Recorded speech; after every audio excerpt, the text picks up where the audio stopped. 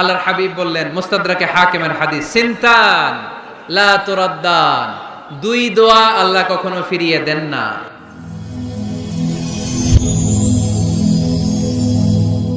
Rose TV 24. Enjoy by listening to the Holy Quran. এই কোরআনকে নাজিল করছে কে? নাজিল কি উপরের থেকে হয় না নিচ থেকে? তার মানে ওয়া আনজালনাল হাদিদ, লোহাকেও আল্লাহ এইভাবে নাজিল করছে। কোরআন যেমনি উপর থেকে নিচে, ফ্রম আপ টু ডাউন, বৃষ্টি যেমনি উপর থেকে নিচে, তেমনি লোহাকেও উপর থেকে নিচে নাজিল করেছে কে? কোরআনের এই আয়াত থেকে বোঝা যায় লোহা পৃথিবীর উপাদান নয়, লোহা নিশ্চয়ই বাইরে থেকে এসেছে। সায়েন্স বর্তমান সময়ে এটাই বলছে, চিল্লায় কোন সুবহানাল্লাহ। সায়েন্স বলছে লোহার একটা মলিকিউল তৈরি করতে যে টেম্পারেচার বা তাপ লাগে, এটা পৃথিবী তো দূরের কথা, সূর্যের ভেতরেও নাই।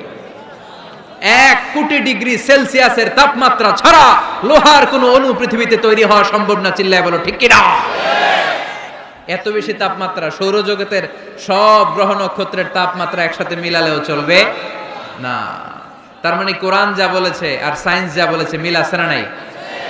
এরপরে কোরআন পাহাড়ের ব্যাপারে বলেছে, ওয়াজআলনাল জিবালা আওতাদা, আমি পাহাড়গুলোরে পেরেকের মতো জমিনে ঢুকিয়ে দিয়েছি। সুবহানাল্লাহ। তাহলে পাহাড়কে আল্লাহ তাআলা পেরেকের সাথে তুলনা করলেন। কিসের সাথে? পেরেক চিনেন? কাঠের ভিতরে ঢুকে না, দেয়ালে ঢুকে। তাহলে আল্লাহ পাহাড়গুলোরে বললেন পেরেক। আচ্ছা, পেরেক যখন আমরা কাঠের ভিতরে ঢুকাই, পুরো পেরেকটা কাঠের ভিতরে ঢুকে যায়, উপরে শুধু কি থাকে?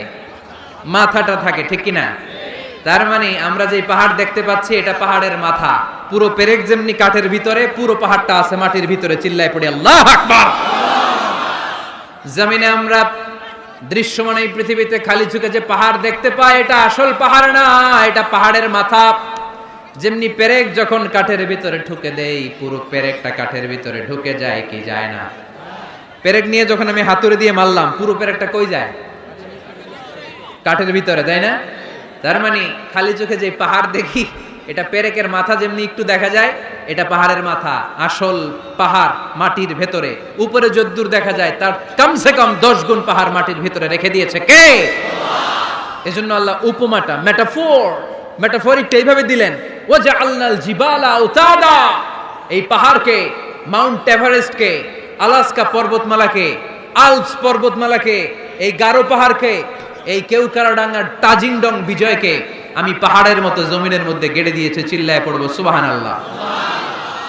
আবার আল্লাহ বললেন, ওয়ামিনাল জিবালি জুদাদুম বীদুন ওয়া হুমরুম মুখতালিফুন আলওয়ানুহা ওয়া গরাবিবু সুদ, পাহাড়ের মধ্যে কোন পাহাড় আমি বানিয়েছি ধবধবে শুভ্র সাদা, কোন পাহাড় আমি বানিয়েছি রক্তিম লাল, কোন পাহাড় আমি বানিয়েছি কুচকুচে কালো। 3 কালারের পাহাড়। কয় কালারের? মৌলিকভাবে ধবধবে শুভ্র সাদা পাহাড়, অথবা রক্তিম লাল পাহাড়, অথবা কুচকুচে কালো পাহাড়।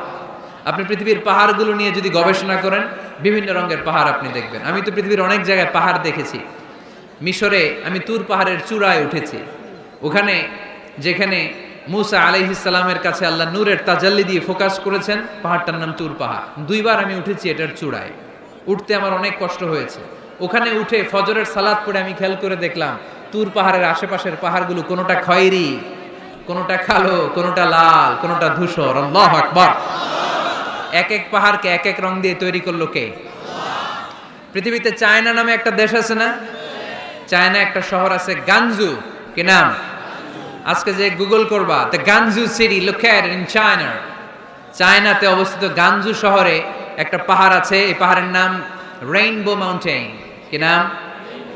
মানে রংধনুর পাহাড়। রংধনুর কয় রং? সবাই কন, আরো জোরে। 7 রং না? আমরা ছোটবেলায় মুখস্থ করতাম, বেনিয়া সহকলা, বেনিয়া সহকলা। এই 7 রঙের পাহাড় ওখানে দেখা যায়। এক জায়গায় 7 রঙের পাহাড়। সুবহানাল্লাহ কইতে পারলেন না? মজা করে। বানালো কে? সুনানে তিরমিজি আর মুস্তাদরাকে হাকিম, মুসনাদে আহমদ ইবনে হাম্বলের হাদিস। আল্লাহ যখন পৃথিবী বানালেন, এই পৃথিবীটা ঘোরার পাশাপাশি কাঁপাকাঁপি শুরু করে দিল। এই পৃথিবীর কাঁপাকাঁপি বন্ধ করার জন্য রব্বুল আলামিন পৃথিবীর মধ্যে পাহাড় গেড়ে দিলে। 7টা tectonic plate, 7 tectonic plates creates the mountain range on earth. 7টা টেকটনিক প্লেট আল্লাহ দিলেন। পৃথিবী সৃষ্টি করার পরে পৃথিবী কাঁপে, আল্লাহ পাথর দিয়ে পেরেক মারলেন, পৃথিবী আর কাঁপে না। সুবহানাল্লাহ কর। ফেরেশতারা দেখে তো অবাক। ফেরেশতারা বলে, আল্লাহ পাহাড়ের এত শক্তি, পাহাড় গেড়ে দিলেন পৃথিবীতে, আর পৃথিবী কাঁপে না। হাল মিন খালকিকা আশাদ্দু মিনাল জিবাল, আল্লাহ আপনার সৃষ্টির মধ্যে পাহাড়ের চেয়ে শক্তিশালী কি কিছু আছে? আল্লাহ বললেন, নাআম, আছে। আল হাদিদ, লোহা। লোহা পাহাড়ের চেয়ে শক্তিশালী, কারণ লোহা পাহাড়ে মারলে পাহাড় ভেঙে যায়, ঠিক কিনা? ফেরেশতারা আরো অবাক, লোহা এত শক্তিশালী? হাল মিন খালকিকা আশাদ্দু মিনাল হাদিদ, আল্লাহ তাহলে লোহার চেয়ে শক্তিশালী মনে হয় কিছু নাই, আছে? আল্লাহ বললেন, নাআম, আছে। আন্নার, আগুন, কারণ আগুনের মধ্যে লোহা ফেলে দিলে লোহা গলে যায়, ঠিক কিনা? ফেরেশতারা তো আরো অবাক। ফেরেশতারা বলে, তাই নাকি? আগুন এত শক্তিশালী, তো হাল মিন খালকিকা আশাদ্দু মিনান নার, আল্লাহ আপনার সৃষ্টিতে আগুনের চেয়ে শক্তিশালী কিছু আছে? আল্লাহ বলে, আছে। আলমা, পানি, কারণ আগুনের মধ্যে পানি ঢাললে আগুন পাওয়া যায়। ফেরেশতারা তো এবার আরো অবাক, পানি এত শক্তিশালী? হাল মিন খালকিকা আশাদ্দু মিনাল মা, আপনার সৃষ্টিকুলের মধ্যে পানির চাইতেও শক্তিশালী কি কিছু আছে? আল্লাহ বলে, আছে। সেটা আবার কি? আল্লাহ বলে, আর রিহ, বাতাস। বাতাস যখন সাগরের পানির মধ্যে উচ্ছ্বাস মারে তখন এটা জলোচ্ছ্বাস হয়ে যায়, ঠিক কিনা? বাতাসের ধাক্কায় পানি জলোচ্ছ্বাস হয়ে এক জায়গা থেকে আরেক জায়গায় যায়। আল্লাহ বললেন, পানির চাইতেও শক্তিশালী সৃষ্টি আমার আছে, ওইটার নাম বাতাস। ফেরেশতারা অবাক হয়ে আবার জিজ্ঞেস করে, আল্লাহ আপনার সৃষ্টিকুলের মধ্যে বাতাসের চাইতেও শক্তিশালী কিছু আছে কিনা বলেন। আল্লাহ বললেন, আছে। বাতাসের চাইতেও শক্তিশালী হলো আমার আশরাফুল মাখলুকাত, মানুষ শক্তিশালী। ওই মানুষ যে মানুষ গোপনে দান করে।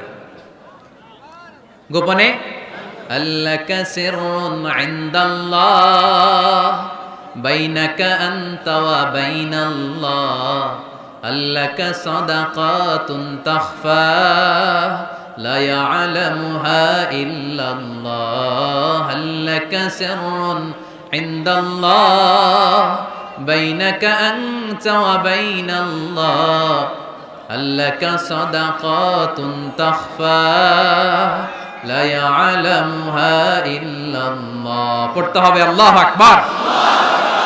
গোপন দান যিনি করে তিনি সবচাইতে শক্তিশালী, ঠিক কিনা?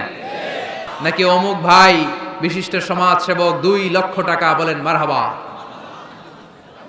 এইভাবে দান করবেন? মারহাবা করলেও আসি, না কইলেও আসি, ঠিক কিনা? মারহাবা যদি বলে দেন, সমস্যা নাই। মারহাবা না বললেও দিবেন। তাহলে খুশি কে? বেশি খুশি হয় যখন লুকায় লুকায় দেন, নাম না জানায় দেন। ওই দান আল্লাহ এমন ভাবে কবুল করে, ওই দানের কারণে 7 শ্রেণীর ব্যক্তিকে আল্লাহ আরশের নিচে ছায়া দিবে, যেদিন কোনো ছায়া পাওয়া যাবে না, ওই দিন ওই ব্যক্তিকে আল্লাহ টেনে আরশের ছায়ার নিচে বসিয়ে দিবে। তাহলে কোরআন পাহাড়ের কথা যা বলেছে, বিজ্ঞানে ওই কথা আছে না নাই? এরপর কোরআন বলেছে, আলাম তারা আন্নাল্লাহ ইউসজি সাহাবান সুম্মা ইউআল্লিফু বাইনাহু সুম্মা ইয়াজআলুহু রুকামান ফাতারাল ওয়াদকা ইয়াখরুজু মিন খিলালিহি, আল্লাহ সাগরের পানিগুলোরে তারায় মেঘ বানায়, আকাশে নেয়, বৃষ্টি নাজিল করে। এটাকে বলে, সায়েন্স এটার নাম দিয়েছে ওয়াটার সাইকেল বা হাইড্রোলজিক্যাল সাইকেল। এটাই আল্লাহ কোরআনে এইভাবে বলেছে, আলাম তারা আন্নাল্লাহ ইউসজি সাহাবা, তোমরা কি দেখো না সূর্যের তাপে বাষ্প হয়ে গ্যাস হয়ে পানিগুলো উপরে ওঠে। যারা বিমান দিয়ে ফ্লাই করেন তারা বিমানের জানলার পাশে সিট পেলে দেখেন নাই কিভাবে মেঘমালাগুলো বিমানের সাথে খেলা করে? এগুলো তৈরি করছে কে? তার মানে কোরআন যা বলল বিজ্ঞান তাই বলে। সানশাইন, সূর্যের প্রখর তাপে পানিগুলো বাষ্প হয়ে উপরে যায়, ঘনীভূত হয়, কন্ডেনসেশন, কন্ডেন্সড হয়, ঘনীভূত হয়, মেঘমালা হয়। ওই মেঘ থেকে ঝিরি ঝিরি ঝিরি ঝিরি বৃষ্টি নাজিল করে কে? আমাদের ফসল খেতে গরু যদি খাইতে আসে আমরা তারাই না? আল্লাহ কয়, তুই তোর ফসল ক্ষেত বাঁচানোর জন্য গরু তারাস, আমি তো আকাশে মেঘ তারাই। তোর এখান থেকে যে ফসল আসে, এখানে ফসল উৎপাদনের জন্য পরিশ্রম তুই একা করস নাই, আমারও পরিশ্রম আছে। আর বিজ্ঞান যা বলেছে মিল আছে না নাই? আকাশে মেঘমালা দেখলে বিষ্ণু ঈসা ইসলাম ভয় পেয়ে যেতেন, দোয়া পড়তেন, আল্লাহুম্মা সাইয়্যিবান নাফিআ, আল্লাহ উপকারী বৃষ্টি দেন।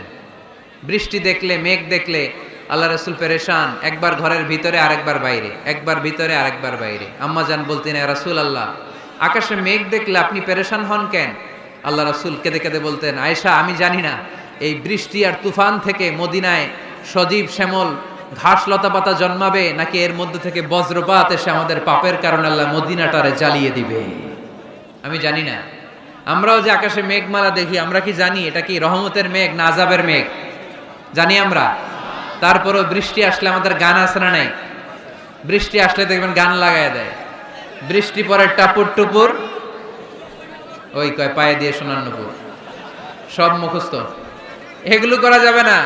বৃষ্টি দেখলে দোয়া পড়তে হবে, আল্লাহুম্মা সাইয়্যিবান নাফিআ, আল্লাহুম্মা আসকিনা গাইসান মুগীসান মারিআন মারিআন নাফিআন গায়রা দার আজিলান গায়রা আজিল। আল্লাহ, এই মেঘমালা থেকে এমন বৃষ্টি দাও যে বৃষ্টি আমাদের জন্য কল্যাণকর, যে বৃষ্টিতে ঘাস লতা পাতা জন্মায়, যে বৃষ্টিতে আমাদের গবাদি পশুর জন্য রিজিক থাকে। কল্যাণকর বৃষ্টি দাও আল্লাহ, ক্ষতিকর বৃষ্টি দিও না, তাড়াতাড়ি দাও, দেরি করো না। চিল্লায় পড়েন আমিন। আল্লাহর হাবিব বললেন, মুস্তাদরাকে হাকিমের হাদিস, সিনতান লা তুরাদ্দান, দুই দোয়া আল্লাহ কখনো ফিরিয়ে দেন না। কয় দোয়া? এক হচ্ছে ইনদান নিদা, আজানের পরে যে দোয়াটা করা হয়, আজান আর একামতের মাঝখানে দোয়া, আজানের সময় দোয়া, এই দোয়া আল্লাহ ফিরিয়ে দেয়, একটা গেল। দুই নাম্বার হচ্ছে তাহতাল মাতর, বৃষ্টির নিচে দাঁড়িয়ে দোয়া করলে ওই দোয়া কবুল করে কে? আর আমরা বৃষ্টির নিচে দাঁড়িয়ে আঁকা বাঁকা মেঠো পথে কোন রূপসী হেঁটে যায়, আছে না নাই? বৃষ্টি আসলে আমরা ভাবুক হয়ে যাই, দরজা জানলা বন্ধ করে দিয়ে অনেকে গান বাজনা ছেড়ে দেয়, হিন্দি গান লাগায় দেয়। তো এই জন্য বৃষ্টি নাজিল হলে আমরা যেন আল্লাহর কাছে দোয়া করি। বৃষ্টির সময় দোয়া করলে ওই দোয়াটা কবুল করে কে?